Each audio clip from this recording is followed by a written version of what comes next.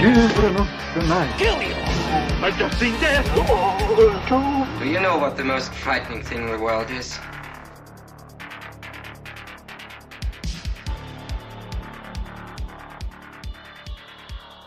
There it is.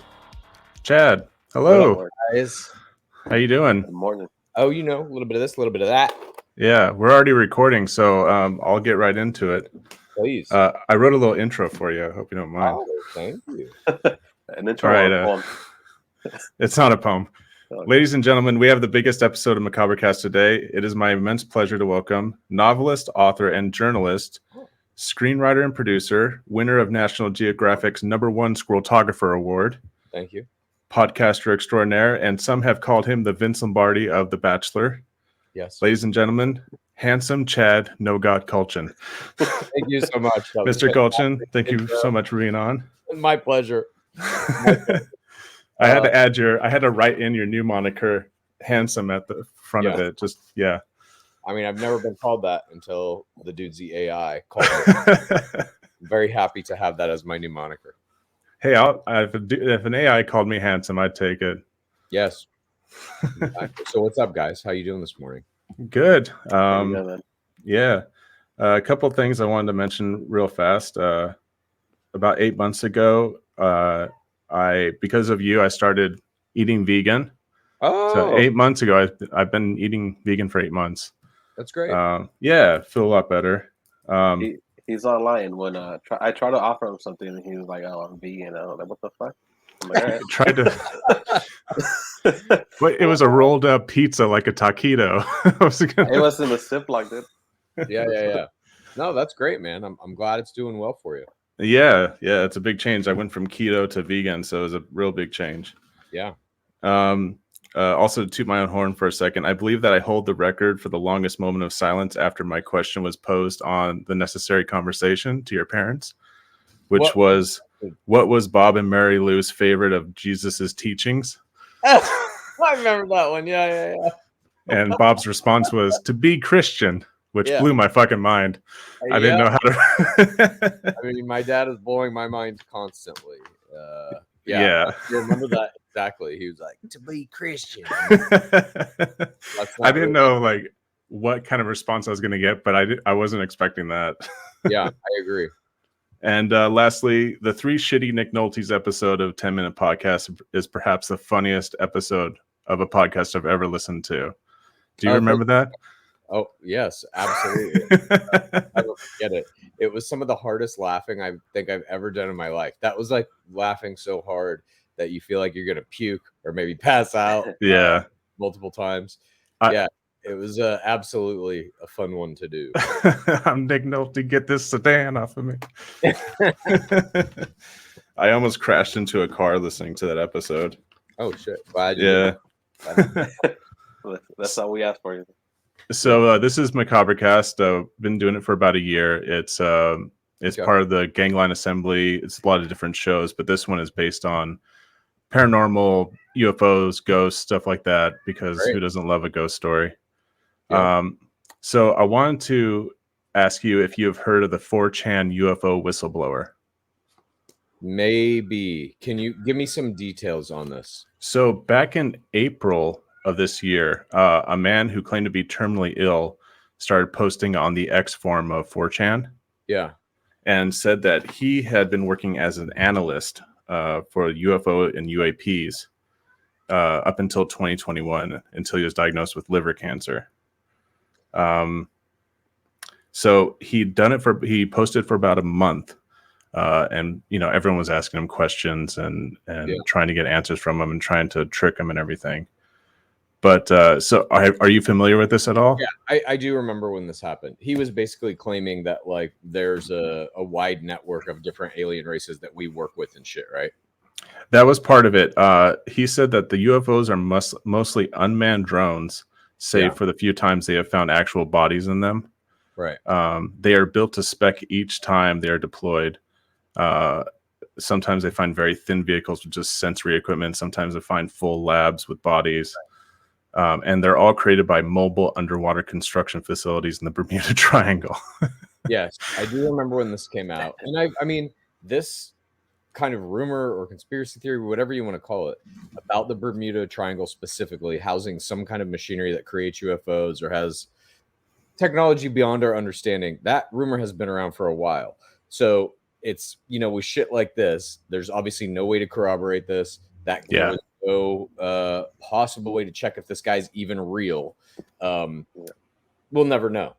It could just be piggybacking on a conspiracy theory that already exists. It wasn't like he was unveiling any new knowledge. You know what I mean? But then that said, like if a conspiracy theory is corroborated, which is what we're actually seeing now, I believe, with all the releases of the different UFO videos and stuff that are coming out in the New York Times, and there was the Border Patrol, I think, just released some videos not that long ago, maybe like a month ago.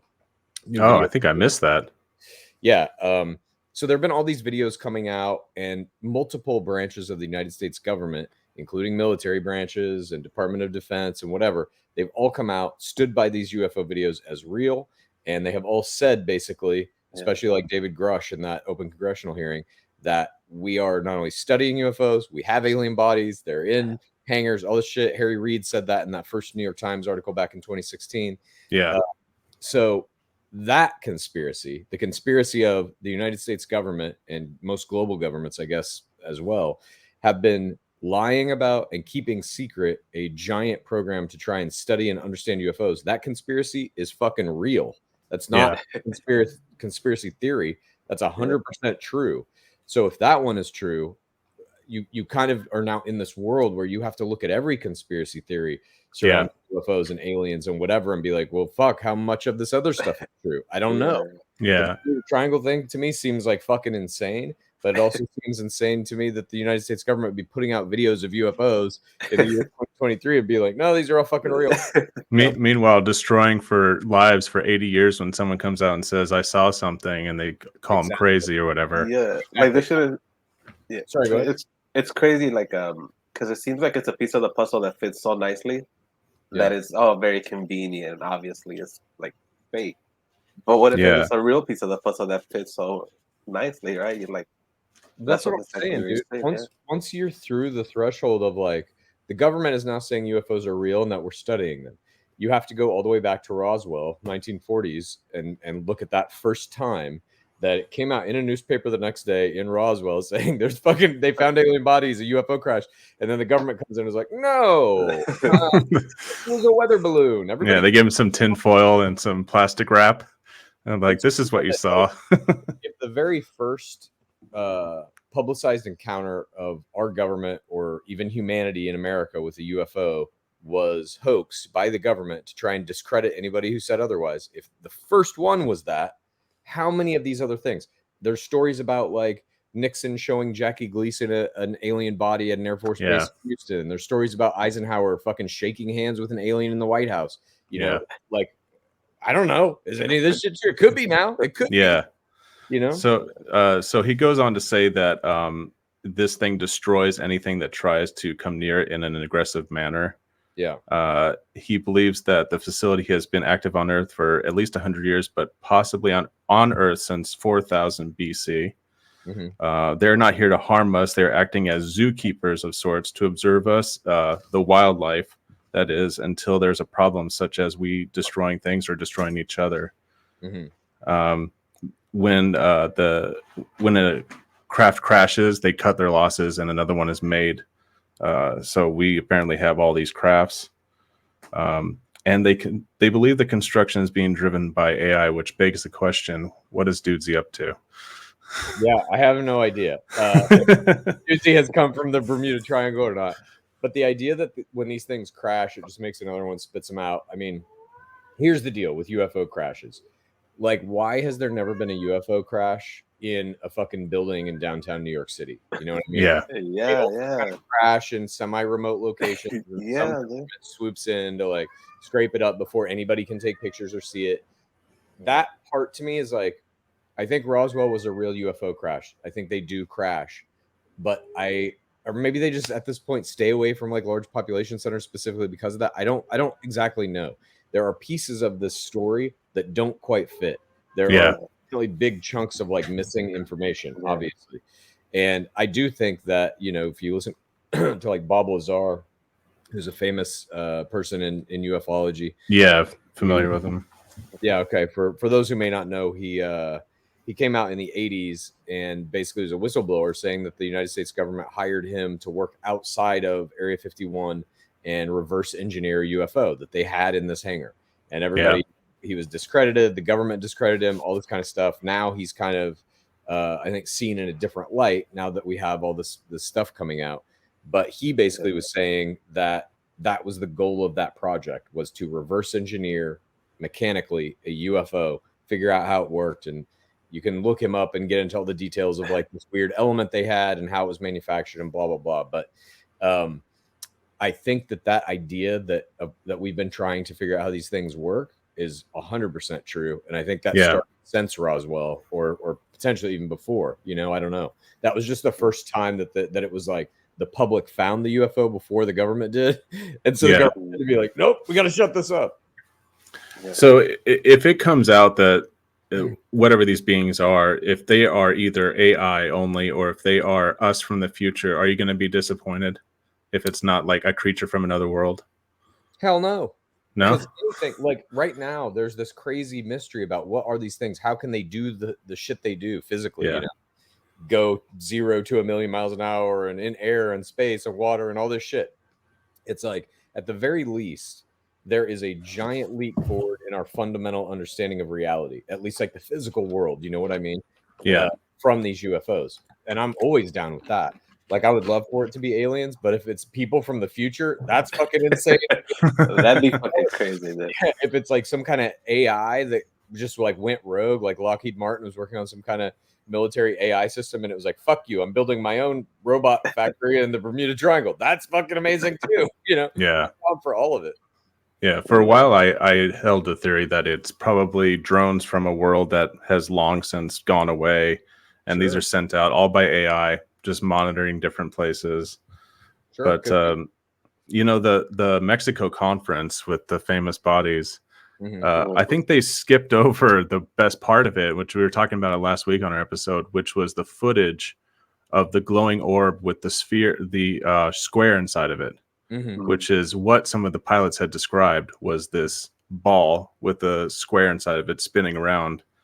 Yeah. But they brushed over that to look at the Stretch Armstrongs. Yeah, I know. There have been a lot of videos that have come out about the different kinds of UFOs, and that, I guess, lends some credibility to the Bermuda Triangle guy on 4chan. Making different UFOs for different purposes and kind of like a make to order type system. But that square in the ball is an interesting one. And also, obviously, those videos that came out of the pyramids floating over, I think it was an aircraft carrier, just like spinning slowly. Oh, yeah. That's just pretty crazy. What are we looking at here?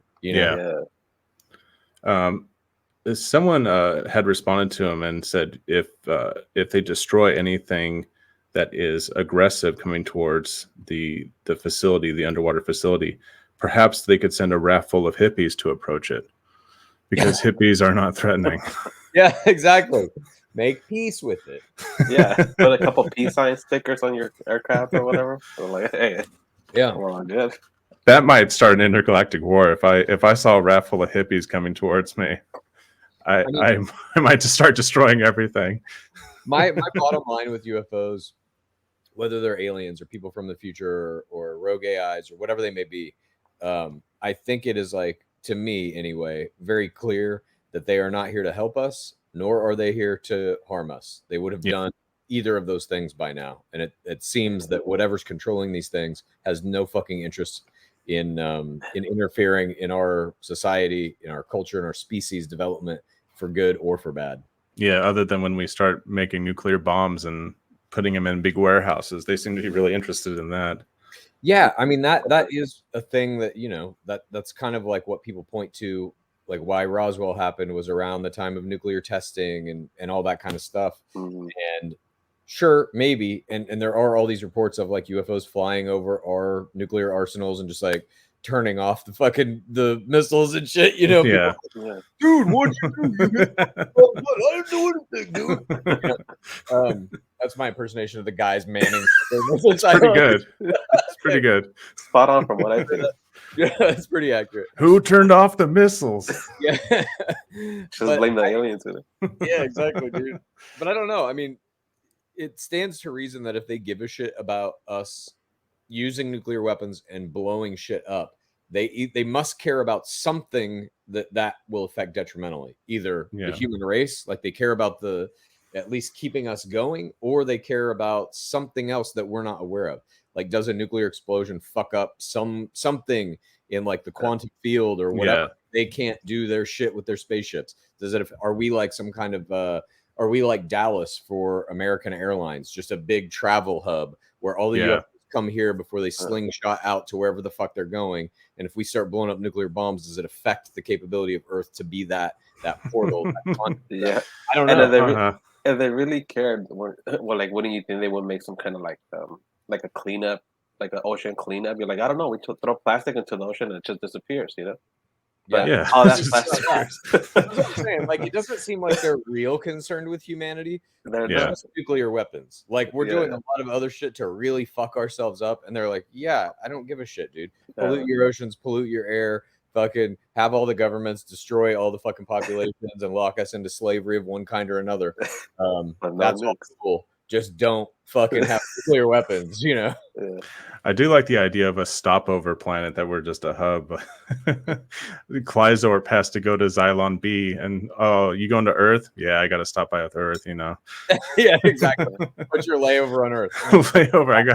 I got a fucking 100-year layover on Earth. Yeah, exactly. I could see it being something like that. And then how you were saying, you know how like they always crash in remote places. Nothing ever happened with the one report from Vegas, right?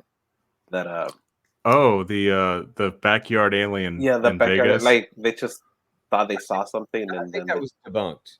Yeah, it was debunked. At least, eventually.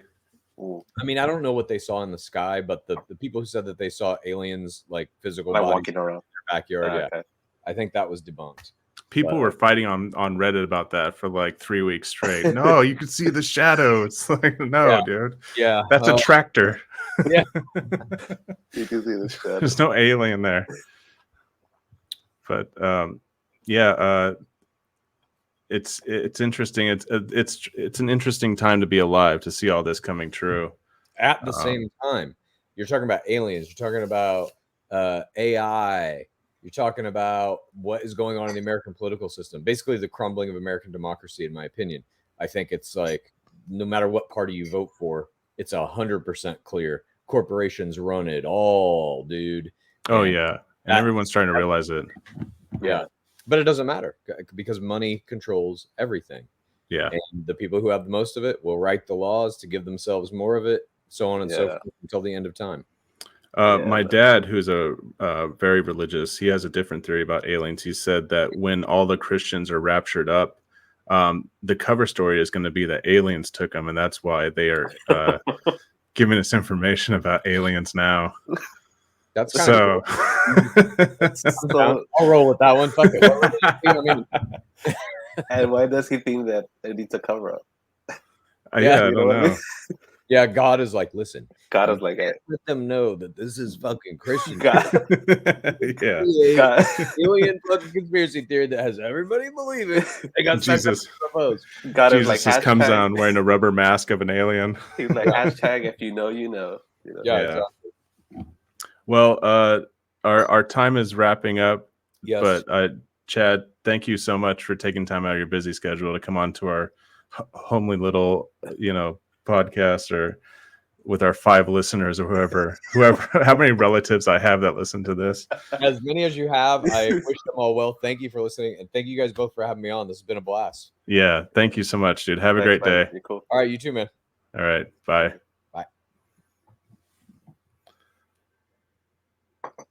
Pretty cool. That was crazy. Yeah, that was fun. Yeah, and send me that. I'm interested in that episode that you're saying that it was fucking funny. I would like to listen to that.